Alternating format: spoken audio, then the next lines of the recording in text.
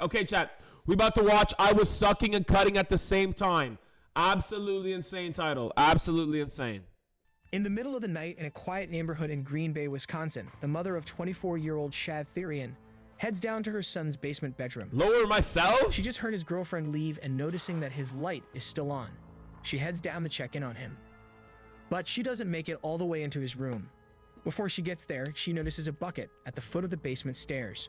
What the fuck? She knows it doesn't belong there, and the towel placed precariously over it seems out of place as well. She lifts the towel to see what's inside, but it's not at all what she expects or wants to see. She screams up to her boyfriend, who comes down and witnesses the horror inside the bucket for himself, then calls 911. I have no clue what's happening with my girl. Swears that she's found her severed head of her son in the basement. What the fuck? Law enforcement is dispatched to the home, but not even they will be prepared for what they're about to discover at the house. A head in a bucket, bro?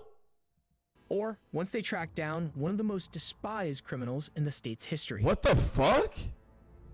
Welcome back to Crime A to Z, where we detail cases and criminals from their very beginning until well after other reporting ends. So we're just going to dive right in so you can see for yourself how a person can devolve from someone so seemingly normal to the embodiment of pure and complete evil. And before we get started, if you end up liking how we present this case, we'd love it if you could quickly give us a... Yo, that's him? Taylor Shrubness.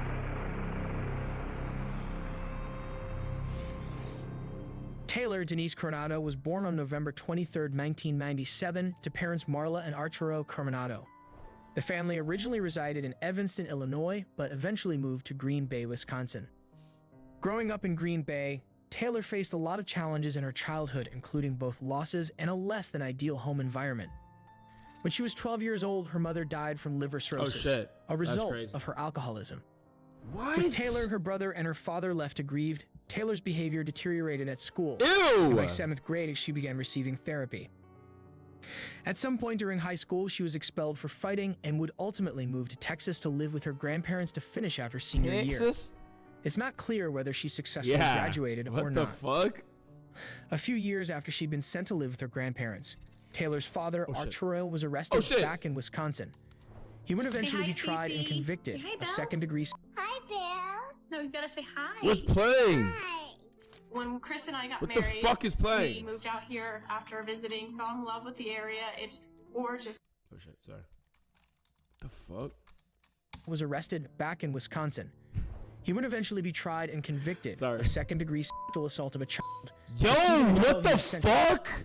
But Taylor was moving along with her life. Bro, her mom died of too much drinking, and her dad is a pedo? This is cooked, bro. The same year her father was arrested, 2018, she met a man named Warren Chabot. The young couple hit it off, committed to the point of getting their names tattooed to each of their necks. Hey, yo! And in 2020, they got married and both had their last names legally changed to Shabusiness. What? The pair relocated several times within Texas, then ultimately moved back to Green Bay, where Taylor was originally from. Bro, I saw that last name. They made that shit on purpose? Business? Nah, she's fucking fried. This is insane, bro. What the fuck? Her whole life is just a disaster. She tried to earn money by creating and selling crafts like dream catchers and jewelry. This shit is AI. Making a plea for financial support on GoFundMe. Hi, I'm Taylor Business, and I'm a very hardworking, dedicated individual that's broke and really needs money to help get that swole on. So if you could please donate to this GoFundMe page. She's an NPC. I really appreciate it. Thank you. Holy fuck. Yo. Chill out, chill out. Both Taylor and Warren She's an had their NPC, share of bro. run-ins with the law. In 2020, Taylor was arrested for battery, threatening an officer, and resisting arrest.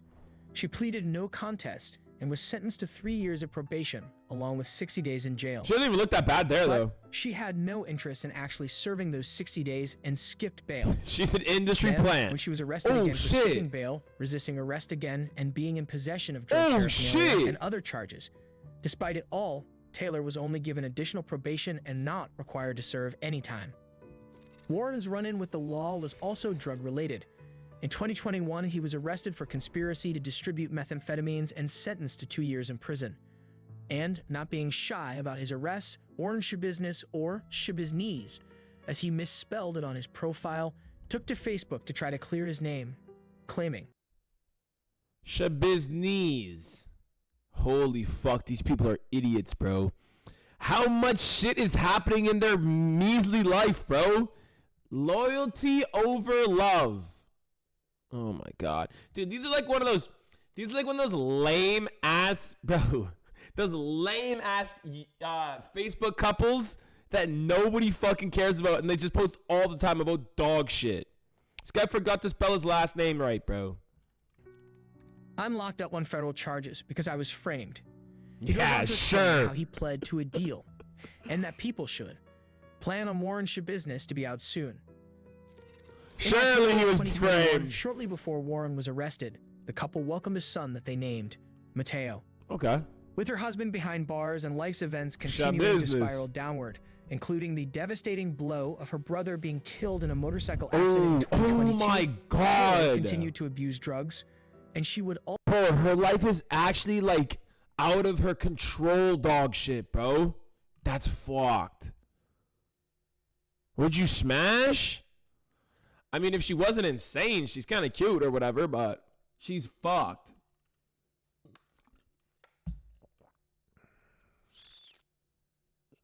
Ultimately crossed paths with Shad Therian, a longtime friend who she had previously dated back in high school. Okay, so they dated before. Shad Therian was born on September 7th, 1997, okay, to parents Tara Pakinich and Michael Therian. Okay. The couple also had 3 other children, 2 daughters, and 1 son. Okay. Growing up in Green Bay, Shad was a kind, caring, and artistic young man who loved wood carving and being outdoors, especially camping. He's normal. He attended the same high school that Taylor attended in Green Bay, Bayport High School. Afterward, he worked with his father and grandfather in the family business while taking on projects like wood carving on the side. While all of his friends and family passionately vouched for the good-natured, kind, and gentle person that Shad was, he had encountered a minor run-in with the law as well. In October of 2021, he was arrested for disorderly conduct and resisting arrest. That's so light, bro. And that is nothing compared to what that fucking sketch bag has done, bro. Oh, that tattoo is absolute dog shit, though. If that's a real tattoo, that shit is absolute dog shit. Andy somehow found himself down the wrong path and entangled with the married Taylor. Oh. Shad and Taylor entered into a sexual relationship. Uh-oh. And as they began spending more and more time together, it's reported that Shad became enamored with her and was interested in a serious relationship. But with Taylor both being married and having a child, come on, and bro, also only being interested in a casual fling, she had no interest in their relationship being serious. The pair continued hanging out, and it was on one typical cold and snowy Wisconsin winter day that the relationship took a turn for the worst. So she was still married and she had a kid, and this guy was, I don't know, chat, married with a kid is kind of pushing it. Kind of. Especially when her husband went to jail and she's been to jail. That's kind of pushing it, bro. Taylor was hanging out with another male friend, and the two of them picked up Shad before heading to Taylor's apartment where another the guy were using multiple types of drugs. Oh, fuck working their that. way up from marijuana to the harder stuff, including methamphetamines. Fuck that. The friend eventually left, and Shad and Taylor headed to Shad's mother's home where he had a bedroom in the basement. Shad's mother knew Taylor, and she could hear the couple down in the basement, so she knew they were home. As the evening rolled around, she and her partner left for an evening out at about 9:30 p.m. When she and her partner returned home at about 2 a.m., everything appeared normal. Okay. So they headed to bed. Around 3 a.m., Shad's mother was awakened by a door slamming and a car driving away, which she assumed was Taylor leaving. Okay. So she got up and headed down to the basement to check on Shad. When she got to the top of the basement stairs, she could see that a light was on in the basement, so she headed down. When she reached the bottom of the stairs, she noticed a bucket. It was covered by a towel. The bucket wasn't normally there and seemed extremely out of place, so she lifted the towel to see what was inside. She didn't know what she was expecting to see, but it definitely was not that. She yelled for her partner to come down. He did, then called 911. Okay, tell me what's happening there again? I have no clue what's happening with my girl. Swears that she's found her severed head of her son in the basement in a bucket. Holy fuck.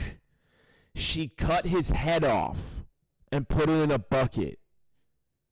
I went down. I can't tell what the pardon my language. I'm kind of a little freaked out. That's Shad's mother joins in on the call. just insane. Hi, Tara. So can you tell me what's going on? Are you positive my son's head is in a bucket, a young bucket in my basement? What makes you think that? Because I looked in the bucket. And what did you see? Exactly what I told you. Where's the rest of the body at? No idea. When's the last time you saw your son? Well, I guess today is Wednesday, so... Bro, she's low-key so calm for just finding her son's head in a bucket, bro. Just chill like that. Yeah, why is she so chill, bro? Like, bro. No crying? I picked him up from his dad on Monday. He was here a couple hours, then he left with Taylor. Who's that? Taylor Coronado. You know how to spell his last name? Police arrive about 10 minutes later. Did you both see this? I opened the towel, I picked up the towel and dropped it because I don't know what the f it is, man. I had bad vision, and she's like, is that what I think? Did they, bro, did they not check the bedroom? Yo, are you in there? What's in the bucket? Seeing his body in there or some shit? What the fuck? Do you want to stay with those two? I'll just go see. I guess not. Where's it at? Go right there. Look right. There's a bucket with a towel on it. This is fucked. The couple lead them to the basement, where at the bottom of the stairs there is indeed a bucket. The officers lift the towel themselves to reveal the severed head and male genitalia. They call for backup. Oh! She cut his balls off and put it in the bucket. Oh no! I know you're busy over there, but Oh my god! this is actually what it's going to be. It's not going to be a 961. This room is low-key cooked, I'm not gonna lie. That's fucked up though. She cut his balls off in his head and put it in the same bucket. What is this bed? No bed frame. Oh no, what is this room? Thing around 96 thing. So This ain't a room, this is a basement. A bit in shock, they're not quite certain whether what they're seeing is actually real. that's real, right? Don't look again. That's real. Horrified, they escalate the call for backup. If we could get more units here sooner rather than later, that'd be appreciated. Police proceed to Shad's bedroom. Bro, There, where's the body? That's so painful. Bro, it's evident that something brutal has taken where's place. the body? There are knives, a blood-soaked mattress, Oh a male no. torso inside of a storage tote, body fluid, and numerous body parts, randomly distributed throughout the room in various bags, including in plastic shopping bags. Police head for Taylor's home. Outside her apartment, they find the van she was driving, along with what appeared to be bloody footprints leading from it. This is a fucking video game, bro. Bloody footprints from the van, body parts, a torso in a storage container, a head and genitalia in a bucket. What the fuck? Is this blood? Does this look like blood to you? Or am I just tripping? Bloody footprint? You see this right here? As they tried getting a closer look at the footprints, Taylor herself emerged from her apartment. Oh no! Hi, Taylor. How's it going? Officer Russell with the Green Bay Police Department. Just make sure you ain't got nothing on you here. There was blood on her sweatshirt and blood and scratches on her hands. Officers search her van and find Shad's leg in a crock-pot box. Oh my fucking god, she has a leg. She casually has a fucking leg in her car. A leg. Bro. A leg. It's off to the station. She cut him all up. At the police station, Taylor Shabusiness initially claims to have blacked out during the attack. Can you tell me what happened? It's a good question, because I blacked out during that time. And when they told her that they found Shad's head in a bucket, she responded, A few hours ago, police were dispatched to an address on Stony Brook. Well, they found a kind of disturbing stuff at the house there. A lot of blood. Basically Shad's head. And then she has a revelation. Damn, the head. Yeah, I can't believe I left that though. I can't believe I left the head, though. Police continue what was less like an interrogation and more like a free-flowing faucet of increasingly gory events. Showbusiness volunteers in graphic and disturbing detail how the couple's drug-fueled sex turned into a bloody, savage murder, dismemberment, and everything in between. They didn't have to pull hard to extract any of the details. She delighted in retelling every bit of it. Hey, a few weeks ago. She said how the sex went to her cutting him up. Nah, I don't know what they were doing, but that's not it. She explained how she and Shad had been doing drugs earlier in the day. She told police that while they were in Shad's basement bedroom, they were about to become intimate when Shad brought out 2 metal chains. One for him, and one for her. She said that it wasn't unusual for their intimate encounters to involve strangulation. So on this occasion, their intimacy involved chains around each of their necks, which Taylor described as being similar to dog choke collars. She calmly recounted how, once they were about to become intimate and Shad put the chain around his neck, she just went crazy, strangling him. What were you thinking? I was gonna do the same thing. You know, I was going in, and I did. And I went in. But then he was like, choke me. But he didn't really say it, so I'm like, he put it on his neck. I already know I'm gonna choke him. And I did. He likes it. Alright. And I was gonna walk him like a dog. And he wanted that? Damn, she a freak. Despite Shad struggling, scratching at her, his face turning purple and blood coming from his mouth, she said that she wanted to see what would happen if she continued choking him. What? His face turning purple and blood coming from his mouth. She wanted to see what would happen to him. This is fucking insane. Bro, he couldn't get out of it? End it right there, that's enough. Dude, he couldn't get out of it? He couldn't punch her or some shit? He's a grown-ass man, bro. So, she choked. She's a junkie. He couldn't fight his way out of it? Him even harder.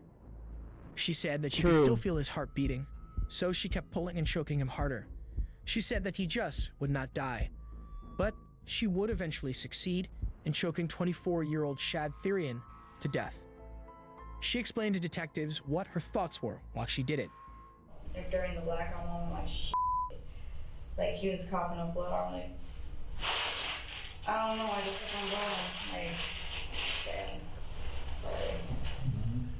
You made the comment. You said that when you were choking, you was coughing up blood. You kind of were like, "Well, going this far, I'm just gonna keep going." Did you realize that by continuing that may kill him? Oh yeah, because I felt bad because I'm like, damn, he's gonna be losing after this. I'm like, might as well just kill him. I might as well just kill him. Did you want Chad to be dead? No, it was out of random. Like I wasn't expecting that. Bro, it doesn't even feel real that something like this could be real, bro. Isn't that fucked up? Like, it doesn't even feel real that, like, this is legitimately something that happened, bro. Like, it feels like I'm just, like, watching a playthrough of a game, bro. Like, this is legit something that happened. Like, this actually occurred. And it kind of threw me off guard. She even acknowledged that she enjoyed doing it. And you also said that you enjoyed it, right? And I enjoyed it. Oh yeah. All right. What you enjoyed about that? Was it kind of thrilling, a rush, exciting? What was the feeling that you got out of it? That's all it is. I don't know. Okay. I'm just trying to understand what you were feeling. You're saying that you were enjoy it. Did it make you happy? Was it just kind of exciting? Like opening Christmas presents? Or? I don't know. This is the thing that I have, like, I've always had, like, you ever love something so much that you kill it? You ever love something so much that you kill it? Brother. What? No?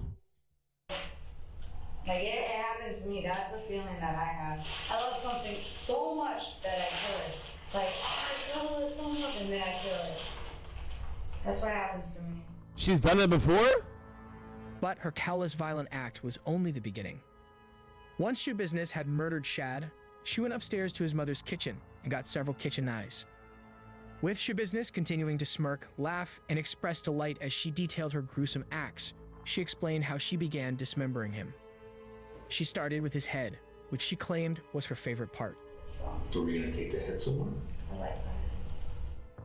After she had murdered Shad, she proceeded to decapitate him Nah. with the butter knives from his mother's kitchen. Nah! Once she had removed his head, Shoe Business cuddled his headless corpse for 2 to 3 hours. Oh! She then dismembered him while simultaneously engaging with his different severed body parts in ways that we will not describe. When officers asked her when she started dismembering Shad's body, she couldn't recall. But when did you start, cutting up his body? I don't know, like almost right away. I was and cutting at the same. I was sucking and cutting at the same time. Bro, is this just a drug thing? Is this just because she was on meth? It has to be. There's no way this is something someone can do and they're not high. She was cutting his dick off while sucking it. Legitimate real life situation scenario happened. This has to be because of meth, bro. Chat, do not do meth. Do not do meth. Like, it should be a given, but do not do meth, bro. That is fucked. Do not do meth, bro. They This asked is her where all the fucked. other body parts are. So you dismembered the body too? Yeah. Bro, she had a leg in her vehicle. As if it was like dinner. Well, what did you do with the body parts? Oh, they're in the house. I know, I forgot the head. I wanted the head. Did you bring anything with you? Yeah, it's in the van. What? It's in the van. It's, I think it's a foot. A foot in the van? A leg, maybe. She told the officers that they were going to have fun trying to find all of the organs. Along with his scattered body parts, they would also find his heart in one location and his lungs in another. Oh, this is insane. This just gets more fucked up as time goes on, bro. This just gets more fucked up. His heart and his lungs. This is just too fucked up. This is so fucked. When was this? When did they say this was? This is so fucked up. By the time she was finished, Shoe Business had worn the knives down to their nubs. This is fucking insane. She claimed that the reason she dismembered him was because she knew that she had to get rid of the body to avoid being caught. But she wouldn't be able to remove him on her own, whole. So she cut him into smaller parts. When she was done, despite her plan to take his entire body with her, she said that she got lazy and only managed to take one of his legs. She had especially looked forward to taking his head and genitalia. That's why she put it in a bucket at the base of the stairs. But in her drug-induced state, lazy she forgot bitch, to take it with her.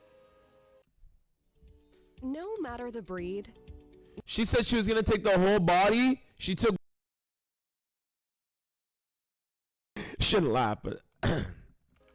25-year-old Taylor Shoe Business was charged with first-degree intentional homicide, mutilating a corpse, and third-degree sexual assault for the Mutilating a corpse, first-degree intentional homicide, third-degree sexual assault. acts she performed on Shad's corpse. Ew. Given that she had previously skipped bail as well as the seriousness of her crime, she was held on $2 million bail.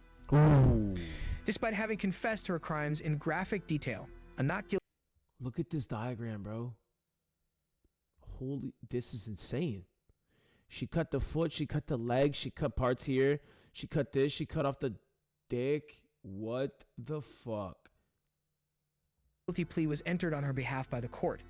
Her trial was set for later that year in October 2022.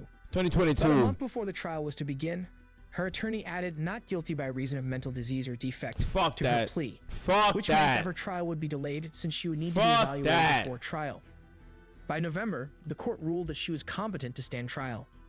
Good. But Her defense team was persistent. Prior to the trial, they made numerous attempts to have her declared mentally impacted at the... So you know what I always think? Who defends these people? Like, who defends killers and like people like this? And is it the lawyers you get for free? What's it called? What is it called? It's when you get the lawyer for free. Attorneys can't say no. Public defenders? Yeah, something like that. Like, who's genuinely going to defend these people? Like, doesn't it look bad on your record if, like, you lose court cases? Like, you're going to lose this one, big dog. No? Time of the offense and presently. But law enforcement testified that Shabiznes had not shown any signs of psychosis or delusions. They noted that she was calm, coherent, and involved at all points of the arrest, interrogation, and beyond. They testified about how she was even able to accurately recount every detail of her murderous actions during her interrogations, all of which were consistent with the evidence. But Shabiznes was still not going down without a fight, literally. This is insane. During a hearing in February of 2023, Shabiznes' attorney asked the judge to allow 2 more weeks for a scheduled defense expert to complete his report. Then, to everyone's surprise, Shabiznes conveniently and perhaps deliberately exhibited the not-so-stable behavior of attacking her own attorney. She took an elbow to his head before sheriff's officers were able to stop the attack and get her calmed down. They sat her against a door as the situation de-escalated. The courtroom was cleared and Shabiznes was ultimately let out. The attack did not help her cause. She was still determined to be mentally competent to stand trial. It did, however, make her short 1 defense attorney. It also earned her a couple of full-time escorts and handcuffs shackled. So that guy quit. This is fucking insane. This is insane. At her waist during the hearing to rule on her. Yeah, they said she did it on purpose. Her own man. Attorney's resulting request to withdraw from the case. Yeah, okay. Boom. Her attorney withdraws. His request was granted. Now what? Shabiznes got a new attorney who fought one last time to have her deemed incompetent to stand trial.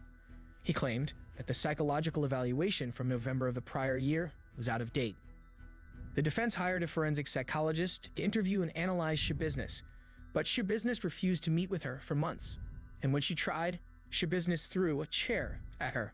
What the fuck? A week before the actual trial was to begin, the judge granted the defense's final request for a competency hearing. The forensic psychologist had finally been able to meet with Shabiznes and took the stand to testify. Her testimony started out strong. Don't tell me she's insane. And convincing. What is your opinion as it relates to your evaluation and assessment of Taylor? Don't you dare, you old bitch. My opinion is that she qualifies for the not guilty by reason of mental disease. Oh, get the fuck out of here. She wasn't responsible for the criminal She's doing it on purpose. Because at the time, she lacked get the fuck out of here. Capacity to both appreciate the wrongfulness of her conduct at the time the homicide occurred, but also she lacked volitional control. She couldn't conform her conduct to the requirements of law. She was. But you could fake that shit, no? You could easily fake all this shit. Just pretend to act insane, throw a chair at a bitch, and then just pretend like you have no remorse and shit. Lacking in her ability to control herself, the volitional control. But then her assessment began to take on a slightly less than clinical level of detail. And did you talk about her presentation when she presents herself? Do you have comments about that? Yes, my comments about that are that it's very unusual, what we call presentation. How is she looking? How does she talk? How does she interact? Everything. What's going on in her mind, whatnot. And it's really, really unusual. And I searched my own 32-year memory bank here, and it's exceptionally unusual. How about her facial expressions? Can you give some commentary on that from what you've seen? Very unusual. She's been described as smirky. Smirky. She has inappropriate her. She got paid off or some shit. Weird green when she's talking about. The fuck is this? The crimes. Looking people have interpreted it to be like laughing at what she did. At times, in the jail, with evaluators, with me, at times, briefly, it's very strange. Other times looking, real, I mean, This is retarded. This doesn't prove fucking dog shit, no? Like, if I'm laughing after I just killed somebody, cool, I'm good to go, I don't have to go to jail? Fuck, I'll laugh all the way to the bank, bro, what the fuck? Mimic it, very, scowly. A lot of people interpret it superficially to be grinning. Yeah, grinning it all, but getting a kick out of everything. Not me. Based on my experience and training, that's a psychotic person right there. That's what's causing this really weird, bizarre. And I'm telling you, to me, it's off the scale. 32 years, I've seen a lot of psychotic people, bipolar, psychotic, manic, and I just haven't seen very many like this. Very exceptional, very exceptional. Radar knows that's... Yeah, she yapping. What the fuck is she saying, bro? Alright, we're almost done here. Let's see what the verdict terminology is. Aside, if this bitch doesn't get life in prison... In her expert opinion, she concluded that Shabiznes suffered from a bipolar disorder, potentially with psychosis, which was consistent with diagnoses Shabiznes had received when she was 14, 16, and 22 years old. But the court-ordered psychologist disagreed and again deemed Shabiznes competent to stand trial. Shabiznes' trial finally began in July of 2023. They said fuck that. Her defense continued to argue that she should be not guilty by reason of mental defect, and that she may have been suffering from a mental breakdown at the time she committed the crime and when she confessed. Bay also tried to get the sexual assault charge thrown out since Shad was dead at the time she committed the acts and since his genitalia had been dismembered. What? Bro, did you just hear what they said? They said it wasn't sexual assault because she cut it off and he was dead. Oh my, that's the most insane shit I ever heard. Seemingly unfazed by any of it, Shabiznes smiled and smirked throughout the trial, including when footage was being shown of her describing how she choked and mutilated Shad's body. She was particularly entertained when the friend they were hanging out with testified and made an accidental Who's this guy? in his description. When I got there, we were just chilling, chopping it up, like how we always do. And basically... Okay, did he have to say that, to be honest here? Like, did he have to say that? That's kind of insane, but I don't know. Her reactions throughout the trial showed yet further He could have used better words the there. crime she committed and the life that she had taken.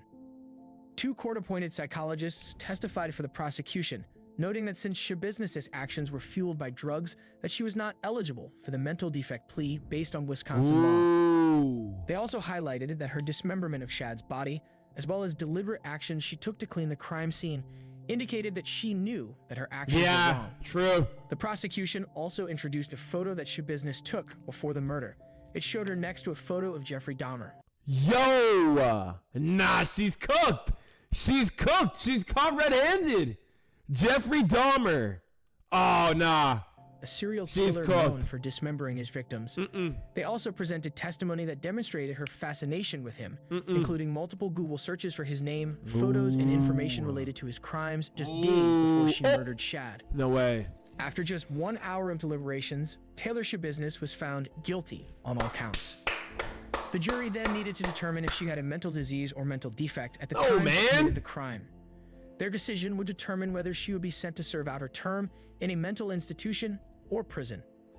So after just 1 more hour of deliberations... Bro, she searched it up! She's lying! The same jury determined that Shabiznes did not suffer from a mental disease or defect during or after the crime. Put the bitch in jail! Shabiznes was going to prison. A sentencing hearing was scheduled to determine for how long. With Wisconsin having abolished the death penalty in 1853, a life sentence was the maximum she was facing.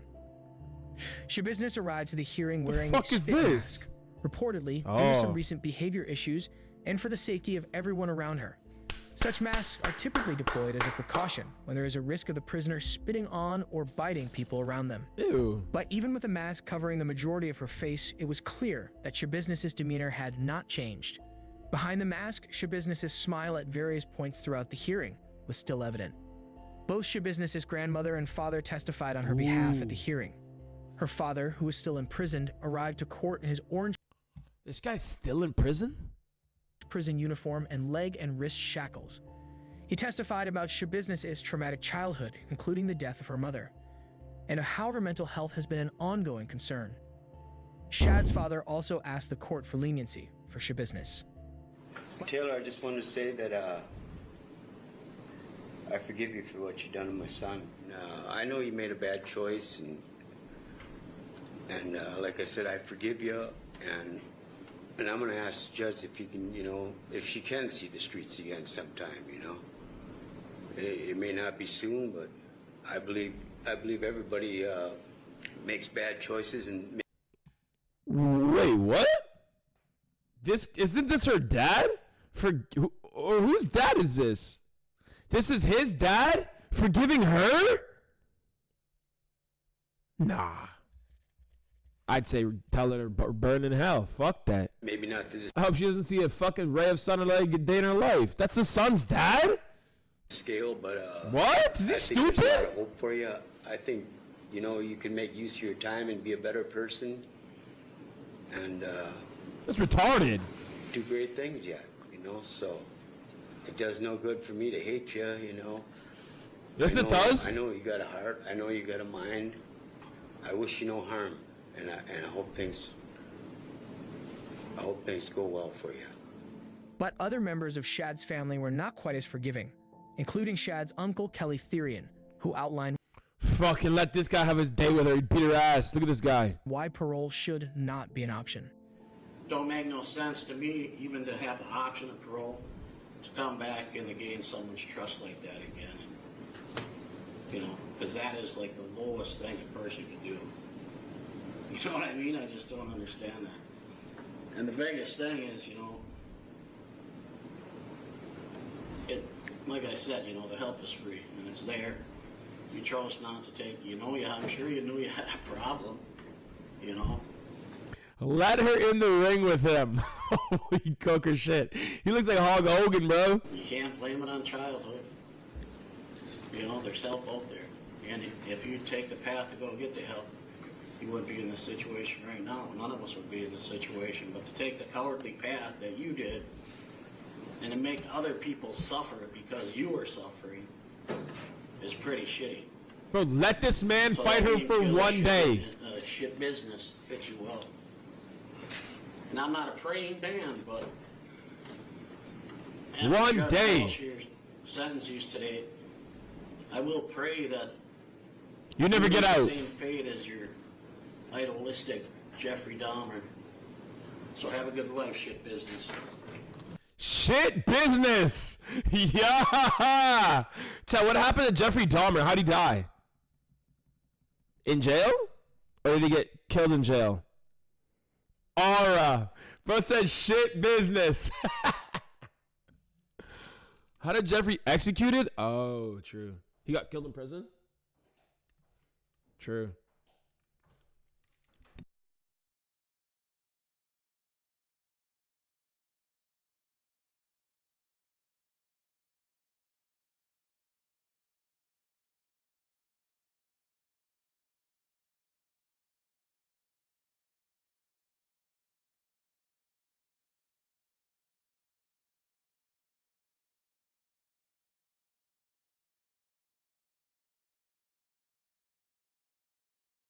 He got baptized and shit, but then he got stabbed to death by blacks. Yeah, I low-key thought that was what happened.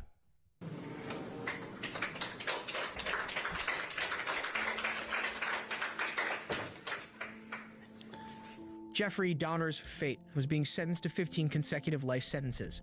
But he only served 2 years before being beaten to death by a fellow inmate. W. The prosecution also asked that Shabiznis not be offered parole, noting that she killed Shad because she liked it and wanted to do it.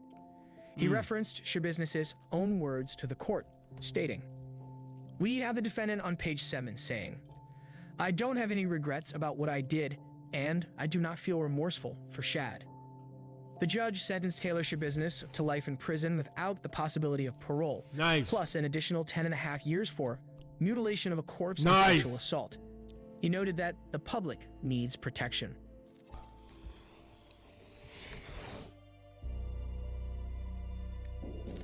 Now what? Given that Taylor Shabiznis was sentenced just a handful of months before the making of this video, there's not a lot of update for today's Z section. She will most likely serve out her sentence at the Techita Correctional Institution. This is recent. A medium and maximum security women's prison in Fond du Lac, Wisconsin, housing about 1,000 inmates. There have been no reports of how Shabiznis has fared thus far behind bars. With both of the Shabiznises currently incarcerated. Oh yeah, she has a husband and a kid, bro. Their son is being cared for by Taylor's grandparents. Taylor is said to have given up her parental rights so that her grandparents can adopt him.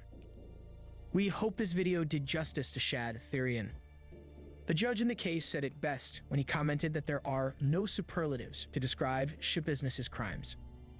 We agree, evil and disturbing don't even scratch the surface. What are your thoughts about this case? Are you able to come up with words that describe Shabiznis and her cruel actions? Please share your thoughts in the comments below. And if you like how we presented this case, we appreciate you hitting like, sharing, and of course, subscribing so that you never miss a single video.